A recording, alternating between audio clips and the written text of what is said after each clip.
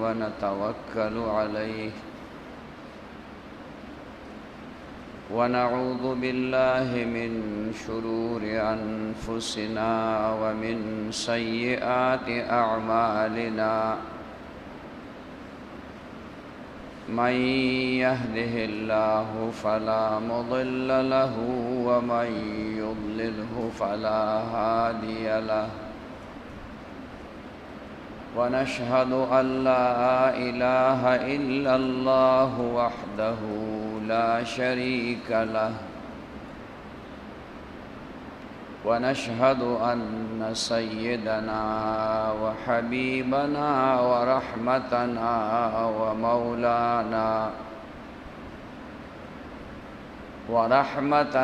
ومولانا محمدا عبده ورسوله أرسله الله إلى كافة للناس بشيرا ونذيرا وداعيا إليه بإذنه وسراجا منيرا أما بعد فأعوذ بالله من الشيطان الرجيم بسم الله الرحمن الرحيم يا أيها الذين آمنوا اتقوا الله ولتنظر نفس ما قدمت لغد واتقوا الله إن الله خبير بما تعملون وقال رسول الله صلى الله عليه وسلم المجاهد من جاهد نفسه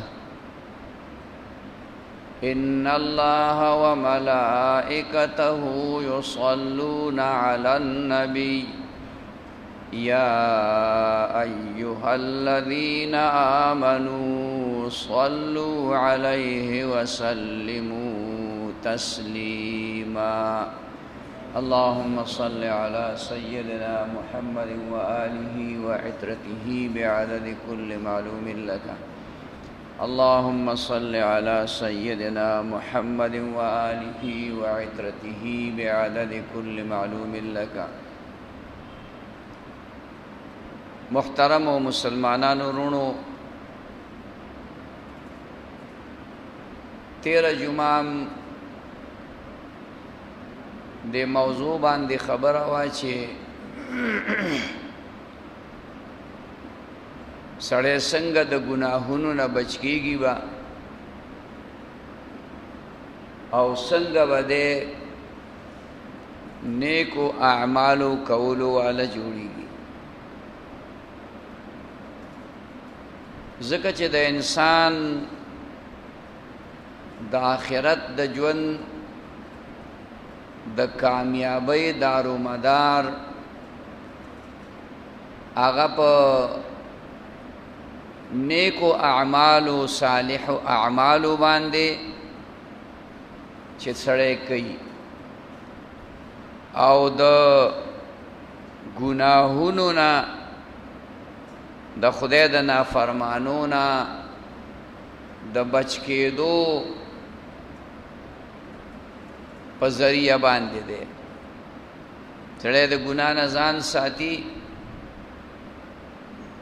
او نیک اعمال کوي نو دا خبره مونږه بار بار وایو ویلې مو ده چې د قیامت په ورځ باندې حساب کتاب کیږي نو دا معنا ده چې دا اعمال بتلل کیږي د اعمالو لبا الله پاک یو صورت او یو جسم ورکي نو چې د چا نیک اعمال ډیر وي نو دا سړی کامیاب دی او د چا چې نیک اعمال کم وي نو خامخا مقابله کې گناهونه دي دا به ډیری نو دا سړی تاوانی دی.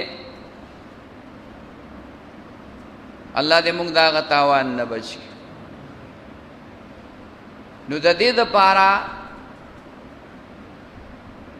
علماء یو ترتیب او طریقه ښودلې ده چې ته کوم عمل کې نو دا کوشش کوه چې دا عمل دا چې کومه دی نو ته همیشه وکړې. کم فرائض دي خو فرائض دي دا خو به خود سړی همیشه کوي. مونځ پتا فرض دی نو خامخا به کې. روژه ده دا فرض ده نو خامخا به کې. زکات خو د دې نه علاوه نور اعمال دي چې هغه فرض نه دي، سنت اعمال دي، نفل اعمال دي. هغې باندې مداومت کې، همیشګیري کې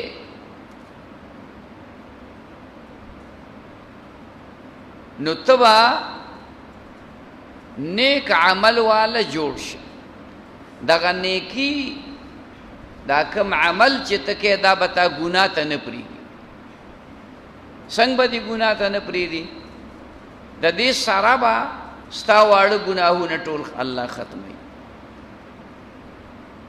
او د غټو ګناهونو نه به الله پاک د بچ کېدو توفیق درکوي. او که د انسانی فطرت په تقاضا یوه لویه ګناه کبیره ګناه وشي نو الله پاک به د توبې توفیق درکوي. ځکه چې کبیره ګناه بغیر د توبې نه معاف کېږي. دې ته وایي مراقبه. ته به کله کله لږ غوندې ساعت په دې خبره باندې سوچ کې چې د الله په مقابله کې دا ټول څیزونه واړه دي، سم نه دي. ځکه د الله مخلوق دی، الله مالک دی، د دې څه حیثیت نشته. زما زړه کې صرف د الله محبت دی، زما زړه کې صرف د الله عظمت دی، د الله لویی ده، د الله بڑائی ده او د الله پاک نه علاوه چې څه دي دا هیڅ هم نه دي. دا ما د دې خپل زړه نه اوښکلي دي. مالونه، دولتونه، منصبونه، ګریډونه دا د دنیا د پاره څه فایده به لري څه وخته پورې. خدا هر څه ختمېدو واله دی او د خدای پاک د نعمتونو په مقابله کې دغه هیڅ هم نه دي. نو د الله قدرت، د الله قوت، د الله عظمت او د الله بڑائی دا به د خپل زړه ته راولي. او د دې سره سره چې یاره زه د دې ګناهونو نه بچ پاتې شم او زه نیک عمل کوونکی جوړ شمه نو بیا به ته کې محاسبه. محاسبه دې ته وایي چې ورځ تېره شوه، ماسخوتن شو، دغه وخت کې کېنه او د سار نه شروع شه، هلکه څومره مې نیک اعمال کړي دي. نو مسلمان بندی نو 5 وخته مونځ خو دې کړی دی، هلکه ماسخوتنه پورې خو مې ټول مونځونه کړي دي، دا ټیک شوه. خو یاره دا مونځونه مې ساتلي دي، مونږ نیک اعمال کوو خو ساتل غواړي، هغې ته جرنده وال غواړي. نو منځونه مو کړي دي، ذکرونه مو کړي دي، تلاوتونه مو کړي دي، خو بیا چې زه د یارانو دوستانو سره کېناستم نو غیبتونه مې څونه کړي، په پردي سر مې خبرې څونه کړي، کنځلې مې څونه کړي، بدنیتۍ مې څونه کړي، حسد مې څونه کړی، دروغ مې څونه ویلي. الله اکبر. اوس که دا اعمال شوي نو د دغه نیکو اعمالو هغه برکات ختم.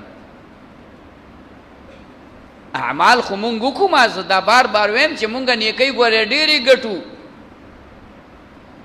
مسلمان بنده که ډېر هم بې خونده دی نو ډېرې نیکۍ ګټي، خو ساتي نه. اکثر جنازه کې زه دا خبره وکړم چې په دې یوه جنازه باندې مونږ ته دونه ثواب الله راکړي لکه د احد د غر عمره سره زر سپین زر ته خیرات کړي، یو قیرات هغې ته ویلی کېږي. نو دومره لویه صدقه چې څه وکړي د دې به څه ثواب وي که نه وي؟ او د دې بې پایانه ثواب دی. خو دا ثواب تا وساته. څنګه چې ما او تا د جنازې نه را روان شو نو فوراً په لاره باندې د چا غیبت شروع، د چا بد ویل شروع، او مونږ چې لټو لټو لټو په مسلمان بنده کې نو د غلطۍ ځای لټو هغې کې به یو کم سل ښه صفتونه وي، مونږ نه لټو. هغه یو صفت راته ښکاري خراب چې دا پکې دا کمزوري پکې ده، دا کمزوري پکې ده، نو بیا هغې له مونږ هوا ورکو ورکو ورکو ورکو. بیا ځان سره په دې دروغو کې، په دې الزاماتو کې، په دې غیبتونو کې، په دې حسدونو کې، په دې فراډونو دوکو کې نور هم د ځان سره ملګري. نو هغه خپله ګناه مې خپله ده چې ته مې ځان سره ملګری کړې پکې، نو ته مې هم ځان سره غرق کړې. بل مې ملګری کړه نو هغه مې هم ځان سره غرق. نو نیکی کوا خو نیکی ساته، نیکی کوا خو نیکی ساته. د دې دپاره به محاسبه، د ځان سره حساب کول. د دې وجې نه فرمایي حاسبو قبل ان تحاسبو. دې دنیا کې ځان سره حساب وکړه. یو وخت راتلونکی دی چې الله به در سره حساب کتاب کوي. ډېر خطرناک وخت دی. هلته بیا د چا یارانه، دوستانه، ملګرتیا، مشري کشري دا بیا په کار نه راځي. نیک اعمال دلته وکړه، حساب کتاب دلته وکړه. نو که نیکۍ دې ډېرې کړي خوشحاله شه، الحمدلله ووایه. او دا قصد وکړه چې سار له بدۍ نه ډېرې کړو. او که بدۍ ګناه در نه شوې ده، مونږ ټول کمزور یو، ضعیفان یو، نو توبه وباسه، استغفار وکړه. په دې استغفار کې اوده شه، الله به درته ګناه معاف کړي. خو ما ګورې تاسو ته بار بار دا خبره ویلې ده چې پردی حق نه معاف کړي. پردی حق دې ته نه وایي چې چا نه دې ځمکه اخیستې ده. پردی حق دې ته نه وایي چې د چا نه دې مال روپۍ قبضه کړي. خو دې دا چې مونږ غیبت کوو دا هم پردی حق. دا چې غیبت کوو، کنزل چاته کوو، دا هم پردی حق دی. د دې کنزلو نه الله جل شانه صحابه کرام منی کړیو. صحابه کرامو کنزلې نه کولې، خو دا بوتان اس نشي کولی. نو د بوتانو والا خلکو ته دا ډېره لویه کنزل ښکارېدل چې هلکه موږ بوتان ته کنزل وکړو. نو الله پاک دې آیت نازل کړه لا تسبوا الذين يدعون من دون الله هغه بوتانو ته کنځلې مکوئ چې دا مشرکان ورته خدایان وي فیسب الله عدوا بغیر علم بیا به دوی دا خو جاهلان دي دوی به الله ته کنځل کوي او نبی علیہ السلام ته یو ټولګی راغی د مشرکانو او دا خبره ورته وکړه ابو طالب ته دا خبره وکړه که ستا دا وراده زمونږ د خدایانو زمونږ د معبودانو سپکې وي او کنځل ورته کوي نو موږ به د ده هغه په رب ته کنځلې کوو د چا باره کې چې دی وي هغه یو دی او زه پیغمبر را لېږلی الله نه الله دا آیتونه نازل نو دا کنځل پردی حق دا غیبت پردی حق حسد چا سره کول دا پردی حق کینه کول حق یو مسلمان بیزتی کول حق پردی حق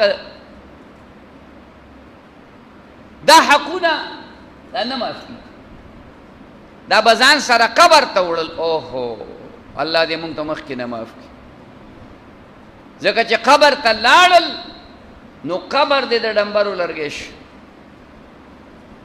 بیا لړمانان دي بیا ماران دي بیا خطرناک څیزونه دي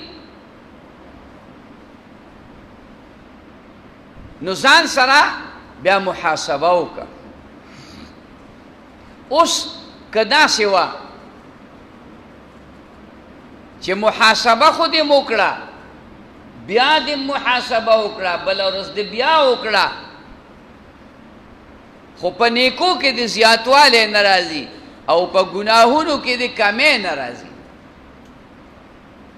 نو د هغې نه بعد به ته مشارته وکړي ځان باندې به شرط ولګې جرمانه به ځان باندې لګي جرمانه هلکه که سبا مې ګناهونه ډېر وو که نه نو 3 روژې به نیسم په خپله به سم شي ځکه روژه خو ګران کار دی که روژه نیول حقیقت دا دی د نفس مقابله ده 10 روژې به نیسم مونږ پښتانه دا جرم په ځان نه لګو هلکه مدرسې له به یو 10,000 روپۍ ورکوم که دا جرم مې وکړو 10 روپۍ موږ نه ورکوو نو 10,000 دې غریب له به یو 2 تروړې وړه اخلمه ته دا شرطونه په ځان باندې ولګوه په ایمان سباله بس برګي خو مونږ لګیا یو هغه خپلو عملونو ګناهونو جرمونو کې او چې غوسه شو نیسته ښځه طلاق جګړه بار د سړي سره وکړي او طلاق څه وکړي ښځه یقین وساتئ مونږ ته ډېرې مسلې راځي خلک تپوسونه کوي زیاتې خبرې پکې زیاتې مسلې پکې طلاق سو کوئی 3 پیرې مې ورته ویلي سو کوئی 40 پیرې مې ورته ویلي یو راغی وایي 9 پیرې مې ورته ویلي 9 پیرې ما کار دې کړی مې 9 ته ضرورت نه و دا 3 پیرې پوره و ته ته هسې هم خدای خلاص کړي اوس که ورته 9 پیرې وی او که 9 شلې پیرې ورته وی دا حالت دی زموږ نه ځان باندې دا جرمانه ولګوه که بیا مې دا کار وکړو نو زه به 10 روژې نیسم زه به 3 روژې نیسم مثلا جرمانه د روپو په ځان د مال سره زموږ محبت ډېر زیات دی جرمانه د روپو په ځان ولګوه مړه که 100 روپۍ جرمانه دې په ځان ولګوله یو ورځ به 100 روپۍ ورکړې بله ورځ به 100 روپۍ ورکړه دا خو ګران کار دی مړه زما د ګناه نه چې د ګناه دغه نوم دم توبه ده خو موږ دا خبرې زده کړې نه دي او نه زده کوو.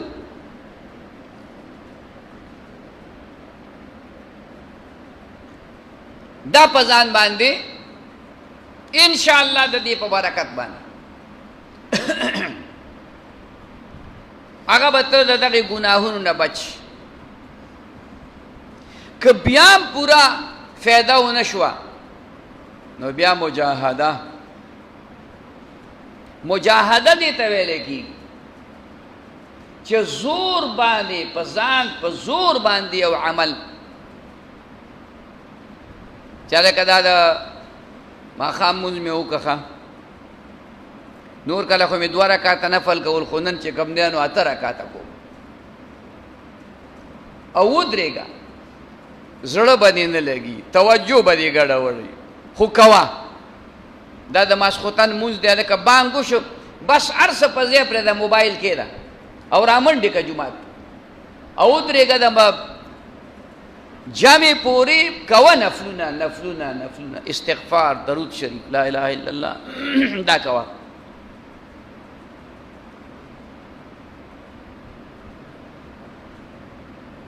او د دې سره سره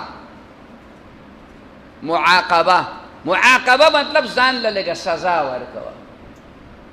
هلکه څنګه سزا لوړ به راوال انسان به وایي نه، معاقبه دا مطلب دی چې د شپې پاسېدل خو ډېر ګراني، ځان ته موبایل هم په ټایم کا، کور کې خلکو ته ووایه چې بھائی 3 بجې مې پاسوه، 3:30 بجې مې مثلا پاسوه. دا د ځان له د نفس د سزا ورکول. نفس خو ازادي غواړي، خوب دی، څه دي.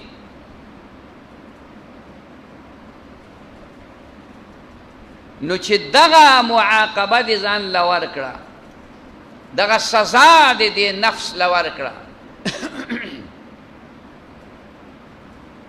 نو ان شاء الله چې د هغې په برکت باندې به د خدای پاک د ګناهونو نه بچ کړي. او آخره کې معاتبه ده. معاتبه ځان ملامته کول، ځان ملامته کول. هغه دا مطلب دی چې کېنه او دې ته سوچ وکړه چې دا ګناه ما وکړه، د خدای دا نعمتونه څومره دي، ماړه دننه ضمیر شته که نشته، دننه څه ایمانی قوت شته او که نشته. دی خوا د الله د نعمتونو ته وګوره، د خدای سترګې را کړي دي، خدای لاس را کړي دي، خدای خپې را کړي دي، الله ډوډۍ را کوي، بشماره نعمتونه، ګرمي را باندې راولي، یخني را باندې راولي، بارانونه را باندې وري. د خدای د نعمتونو څه شمار شته؟ ان تعدوا نعمت الله لا تحصوها. تاسو که د خدای نعمتونه شمارئ دا پوره کولی نشئ. نو ځان ملامته که مړه ته ځان ته سړی وې، ځان سره خبرې وکړه چې مړه دا سړیتوب دی، دا انسانیت دی، خدای دونه نعمتونه را کړي دي او زه د خدای نه نافرماني کوم. لاس مې روغ دي، خپې مې روغې دي، سترګې مې روغې دي، او اذان وشو زه جومات ته نه ځم. لږ ځان په خپله ملامت کړه، بل چاته ضرورت نشته دی. خدای کو دا وعظونه نصیحتونه دا مونږ هسې تذکیر کوو، یاد دهاني کوو. تاسو کې هر سړی په دې خبره پوهه ده چې بانګ وشو نو څه به کوې؟ ګډېږي به که ډولکی به راغلي؟ نه، بانګ وشو بس د دنیا کارونه دا ما او تا سر ته ونه رسول، هر چا نه به دا نیمګړي پاتې کېږي. اوس خو زه پلار سره غم دی که دا کار ونه کړمه، منډه ترړه ونه وامه، دا بچي مې دولت مړ کېږي. خو که تا بېګاله مړ کړي نو بیا به څه کوې؟ دا بچي به دې څه کوي؟ قسم دی هغه بچي به دې خدای ستا نه ښه ساتي. خلکو لوی لوی ارمانونه په زړونو یوړه که یو یې نه وړه. زمونږ د ټولو په زړونو څه ارمانونه شته، دا به کوم، دا به کوم، دا به کوم. الحمدلله زمونږ په زړه زه د تخپل ویم زما په زړه د ارمان دی چې دا مدرسه جوړه کړم زما په زړه د ارمان دی چې چاته کښېنم او درس ورته وکړم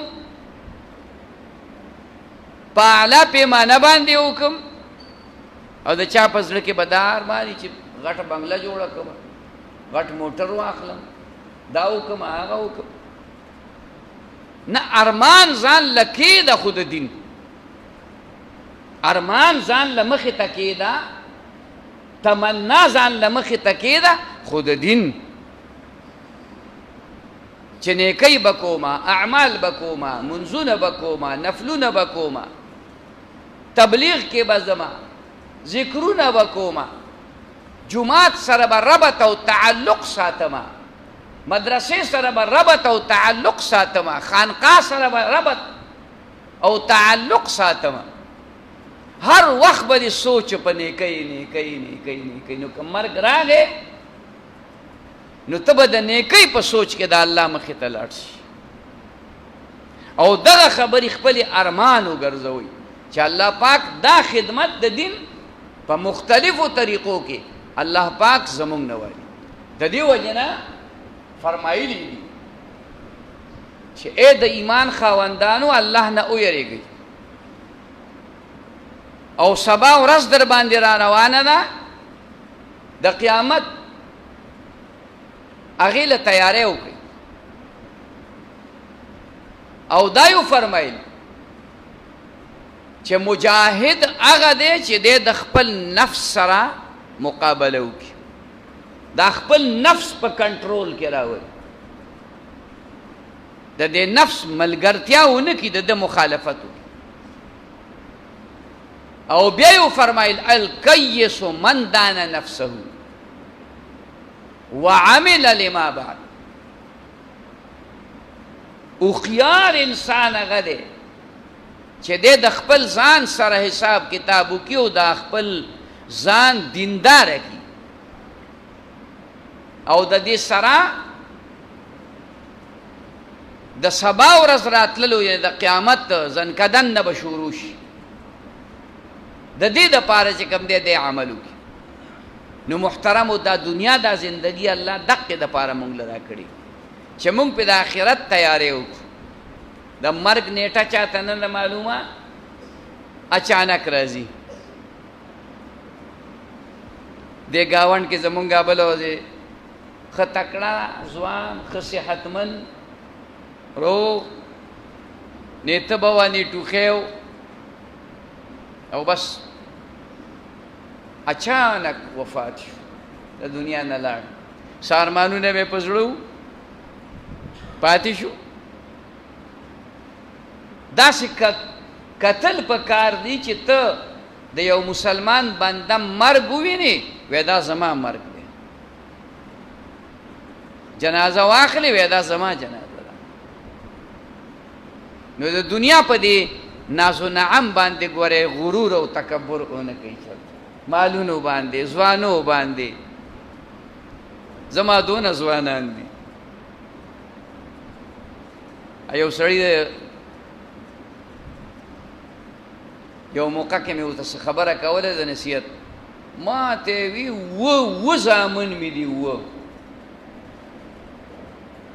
په ځوانانو پورې الله دونه لاک را سره روپۍ دي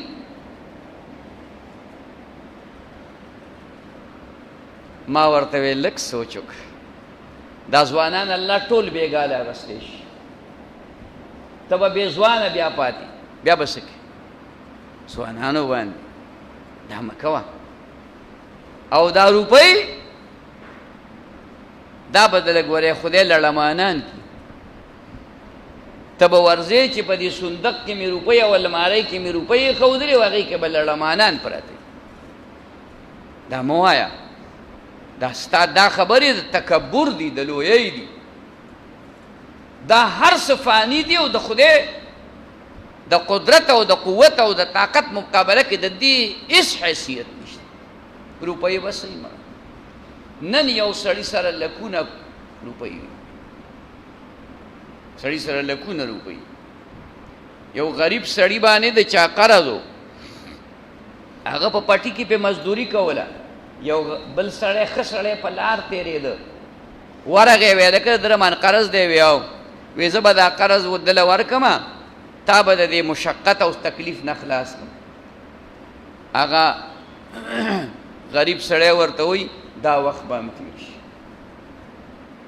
څه ورځې پس هغه قرض خلاص کو،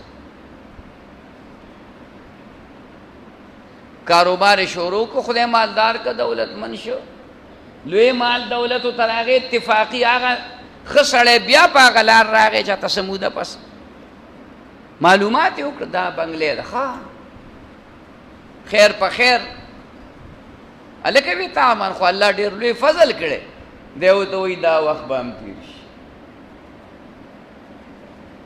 دا وخت به هم تېر شي. بیا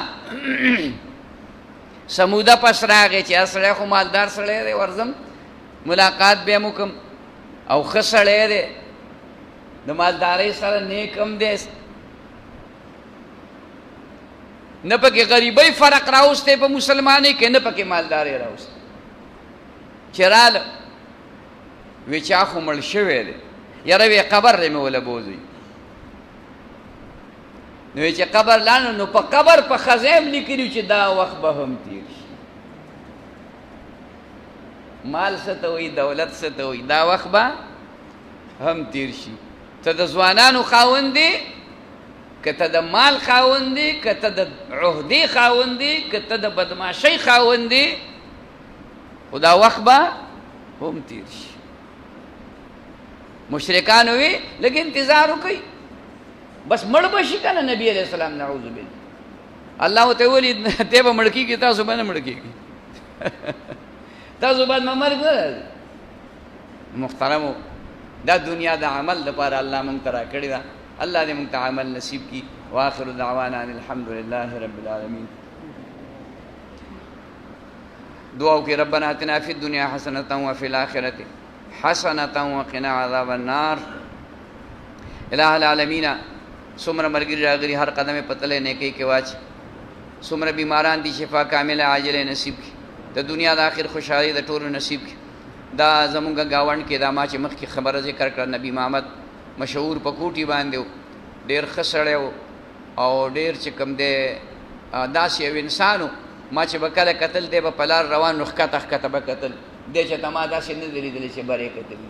دا یو ښکلی صفت دی، شرعي صفت دی، هغې کې الله پاک قدرتي دا صفت یې ښودلی و. نیک سړی و، صالح سړی و، هغه وفات شوی دی او بچي الحمدلله ښه سړي دي. الله یې د هغه مغفرت نصیب کړي، اوږد ژوند دی الله په راحته باندې کړي. دې ګاونډ کې زمونږ مریضان دي، پرویز بیمار دی، نور کسان بیمار دي، ټولو ته دعا وکړئ، ټولو د دعاګانو دپاره وایي. بار ځایونو کې دي په دې کلونه بار زمونږ شاګردان دي، مریدان دي، هغې بیماران دي. زمونږ یو قاري صاحب دی، قاري سلمان صاحب، ډېر قابل هلک دی او هغه بیمار دی، سخت بیمار دی. هغه ته دعا وکړي چې الله پاک صحت کامله عاجله نصیب کړي. الہ الله داسې بار ملکونو کې زمونږ دوستان دي، متعلقین دي، څوک په څه مشکلاتو کې گیر دي، سعودي عرب کې، دوبۍ وغیرہ کې څه په نورو مشکلاتو کې گیر دي، څوک په قید کې دي، چاته یو تکلیف دی، چاته بل تکلیف دی، څوک بیماران دي. ټولو ته دعا وکړي چې الله پاک د هغې د ټولو مشکلات حل کړي، بیمارۍ الله ختم کړي او ټول رکاوټونه ختم کړي. وصلی الله تعالی